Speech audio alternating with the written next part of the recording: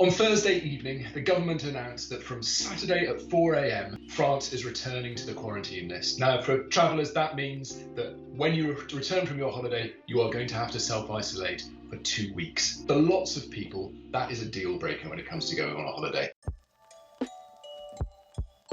There are 400,000 tourists in France at the moment. This is obviously a huge announcement from their point of view. The government is suggesting that you don't need to cut short your holiday or come home any faster. However, for anyone who needs to get back before the quarantine deadline, which is 4 a.m. on Saturday, they are going to have to work out some way of getting home. Eurotunnel is already saying, don't just turn up.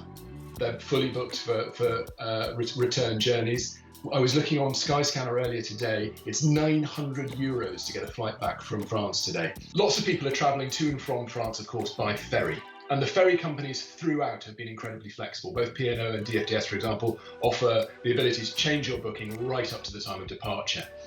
I imagine that as a result of this news, people will be pouring towards trying to get back. Do keep in touch with the ferry companies. They have huge flexibility in terms of who's coming on and coming off their vessels. So see if you can get back that way. I do think that will be a really helpful opportunity. The issue for people who haven't got arrangements to get back today before the quarantine deadline is it's going to be tough. For those of you who happen to be returning today or tomorrow before the 4 a.m. deadline, do so as soon as you can.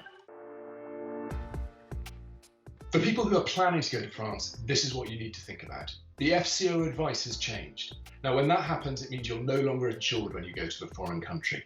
Of course, there will be rail connections, there will be flights, but the important thing to bear in mind is that you and your family on holiday can no longer use holiday insurance if anything goes wrong.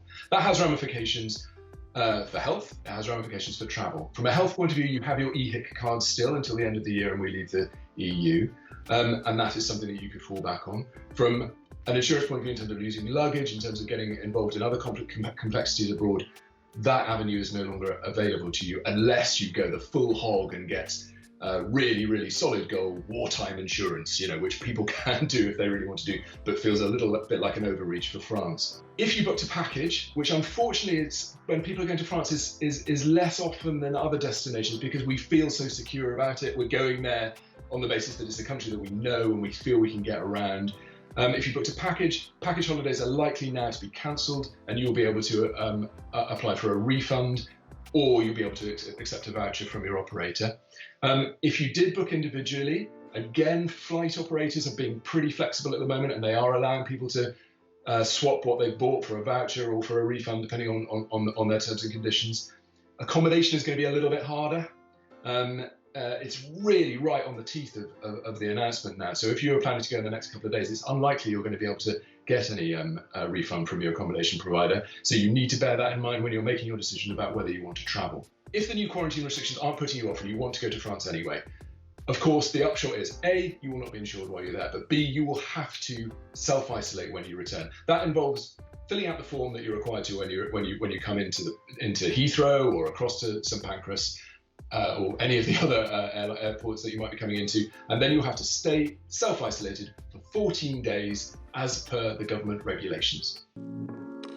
From a travel industry perspective, this is a nightmare. It probably spells the end of the summer holiday this year. The news when it came about Spain was devastating. The news about France, another incredibly important destination for British tourists, really is a kick in the teeth. And of course, we all understand that holidays aren't the be-all and end-all, and that the most important thing for everyone is that safety first, that people aren't harmed by this appalling virus.